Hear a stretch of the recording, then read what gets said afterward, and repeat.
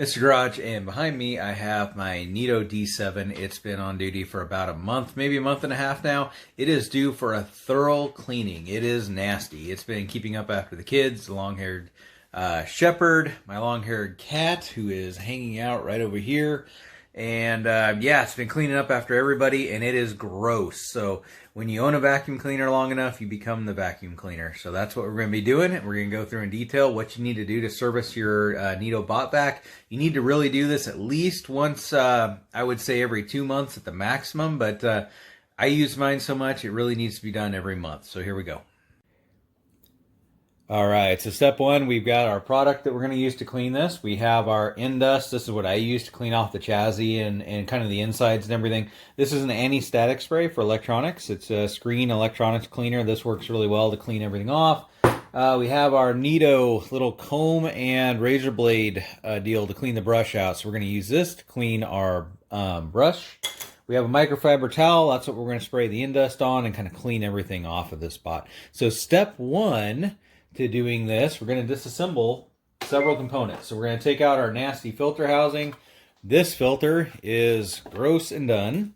And if you're like us, we end up having some water on the floor because we have all tile and hardwoods through the house. So our dog, our German Shepherd, he drips water on the floor. Sometimes we get water that gets up in the housing, and you end up with like crap stuck in here, so it's nasty. So we're going to be taking that to the sink. We're going to be washing that down with a little bit of soap and water, so we'll do that in a minute. Set that aside. But flipping this thing over, we'll notice we also have a bunch of crap in there. It's all built up and kind of stuck, just like from what I said before, a little bit of moisture and so forth gets in there. So that's nasty. We're going to get that cleaned out. But let's flip it over. So with the bot flipped over, the easiest thing to clean is going to be your side brush. So this little guy. This is going to get all of your wife's, daughter's, cat's, whatever hair that's any kind of length will get wrapped up around the shaft of this little magnetic brush. And this guy just pulls off. So we're going to clean that up nice and neat, so we'll get that taken care of. That's actually most of the job right there, but I'll clean that up a little bit better later. And then we're going to take out our brush. The brush needs a lot of attention, so we'll cover that in a second. But to take out the brush, we are going to pull off this little cover. That's simple as that. It pulls off. We're going to grab this end of the brush, and we're going to take it out. And if you notice, we have hair wrapped up in this. So we got lots of hair wrapped up and lots of junk, and it's actually holding down some of these little plastic fins. It ends up kind of ripping the fins. It's nasty. So we also have a lot of buildup in here. Let's see if I can show you this.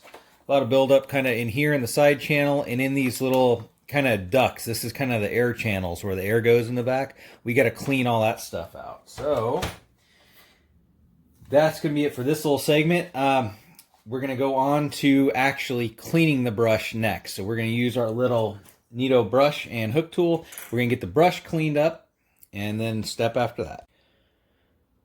Okay, I'm back, and for this segment, we're just going to work on cleaning our brush, which is gross. So we are going to take our little Neato hook tool, and we're going to run it down one time right along here, and we're going to cut all the hair and nastiness and whatever that was out. So once that's done, another little hairball there, we can proceed to kind of comb out all of this stuff. So what I'll end up doing is taking this little comb, and you're going to get all this yuck kind of out of there.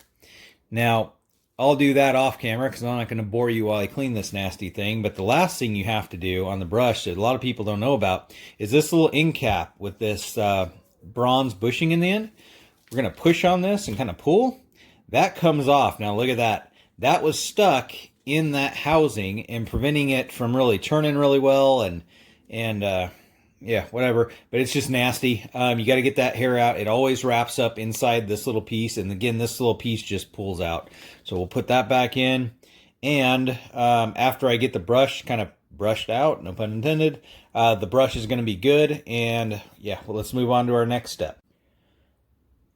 Okay, our brush is looking much less disgusting, and it's actually functional again, so it's going to spin easier with all that hair and crap out of there, so that's cool. That's going to go to the side. I did forget one cleaning supply, lots of Q-tips. So, and I also use a little bit of rubbing alcohol in this step. So what we're going to be doing is down in these channels, we're going to take a Q-tip and we got to scrub all this disgustingness out of there. So we'll kind of do that. And we also have to wipe out this big channel that we have here. So I'm going to take this and dump this in the trash can real quick. And get a lot of that out. Yeah, I hear you beeping. She doesn't like being upside down. By the way, this one's name's Eva. And let's see here. I'm going to get a whole bunch of rubbing alcohol in here. And you get a lot of buildup and kind of sticky crap in there. Along where the roller goes, or the brush goes. So we're going to get this all out. And if you notice, it seems to be coming out, if you've cleaned your BOTAC before, what I'm doing seems to be cleaning up much easier than it normally would. It's actually coming out much easier, and I'll show you why in just a second. So let's clean up some more of this.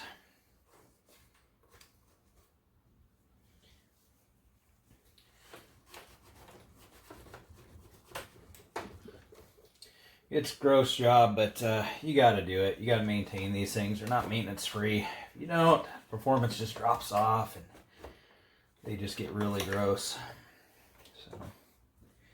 So anyways, cool. We're about done there.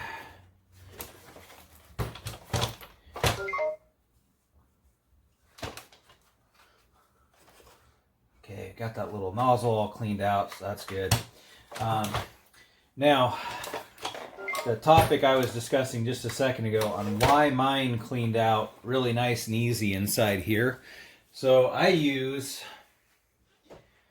a little tiny bit of Carnauba wax. It's a cleaner wax from Meguiar's. It's actually Marine and RV, kind of use this crap on everything. But shake it up a little bit. I'm going to apply just a tiny little bit. And this is definitely a step you do not have to do, but it does make it much easier to clean out. So all I'm going to do is just apply a thin coat inside the brush area and kind of inside these channels. Inside where that little nose cone goes, or that little nozzle is. Yeah, I hear you. I know. So anyways, we got that all wiped in there. And we're going to let that dry. And when we come back to it, we're just going to take our microfiber and we're going to wipe that out. So I'm going to take a quick break. We're going to get to our next step. Okay, we're at the next step. This is where we clean off the chassis. We're going to clean the lenses. This thing is a dusty, nasty mess. So I'm going to take a little bit of this Endust product that I've got. And I'm going to put this directly on my microfiber. Hose it down really good. And that's pretty much it. We're just going to wipe it off after that. Get all the top. It's actually more designed for an anti-static monitor cleaner, but I found it works really good on stuff like this. Prevent dust buildup and static charge from collecting dust. So it seems to work. Better than not doing it at all.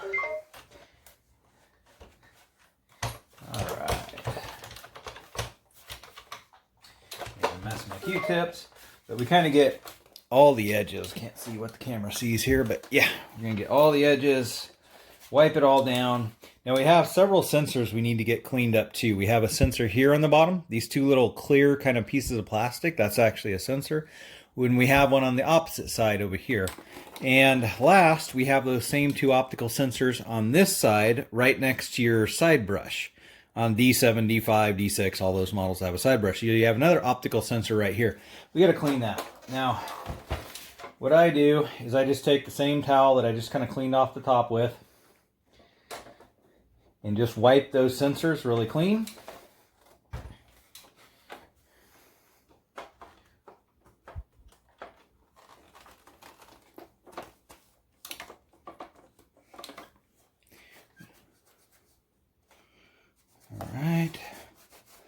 Getting a little more of this dust out of here.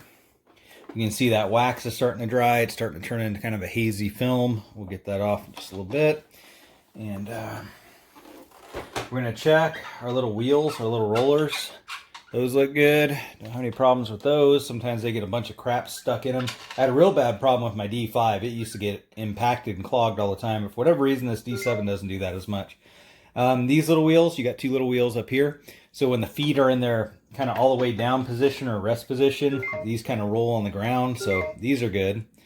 And this piece we'll take to the sink because this thing's nasty as heck too. It's all stinky. So yeah, we'll wash that in the sink. But as far as cleaning, that's all I do to the chassis. In a minute, again, I'm going to wipe out all of the wax that we put in there. And I got to get my filter housing and my kind of cover piece that locks the brush in. I got to get that to the sink and we're going to wash these parts. So yeah, next up. Okay, at the sink, just need some pretty simple tools. I use a little bit of a bottle brush. I kind of got a scrub brush here. I've got Dawn dish detergent in this little soap dispenser. Just need to get kind of some soap on these parts. And of course, hot water coming out. So I grab these tools off under the sink. No, I do not use these on my dishes. I don't know what you're thinking, that's gross, but I don't do it. These are more dedicated to cleaning junk like vacuum cleaners or whatever that's around the house.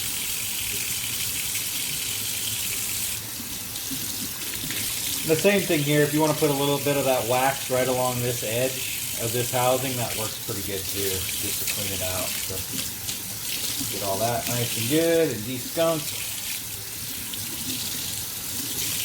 Cool. Now this guy, ugh, nasty. So.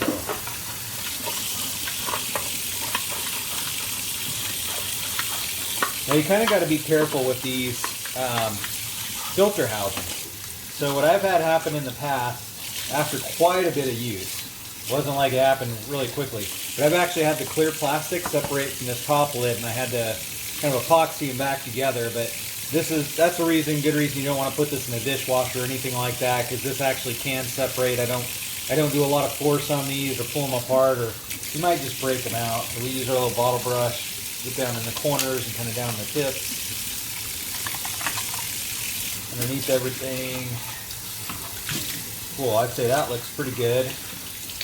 That's de-skunked now, so looks nice. And most people will just let these dry on the towel rack or wherever. I've got an air compressor out in the garage, so I go outside and I'm going to use compressed air and I'm going to blow all these parts dry just to kind of speed up the process.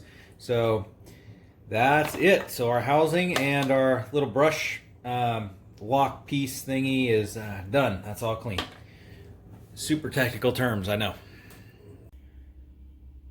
All right, back for the very last piece, which is reassembly. So I wiped out our wax that we had in here, being careful to use a dry part of the microfiber cloth so I don't actually wipe the wax completely out or remove any trace of it. So I want some of the wax residue to actually be in here, and it feels really slippery and clean in there, so that's cool. So we got our housing. Again, I used a compressed air to blow this out. This thing looks almost as good as new. I have a replacement filter. This is just a Hongfa brand. It's whatever I get off Amazon in bulk. They work great. The mesh is a little bit more porous than the factory Neato filters. You do get more buildup inside, kind of inside this little mesh area. But I change them out once a month or so, and so that's fine with me because the better your filter is, the better performance of your vacuum. Sucks up more dirt, a lot cleaner that way. So we're going to put our filter back in. So that's all set. I've got our brush clippy guard locker thingy. That's all cleaned up, ready to go. And we're going to put our brush back in. Now the brush goes a specific way. So we put this hex end in where the hex is. And the other side has to lay flush. So you have these two orange tabs. There's one on each side. Those got to lay completely flat. You don't want to get this upside down like that. One of these orange tabs will be sticking up. That's not the right way. You want to get them completely flat down in there. Okay, we're going to take our guard, clip, lock, whatever. That just clips in like that. Our little magnetic spinny side brush, that's good. All we do is set this in there. That locks on with the magnet. We're good there.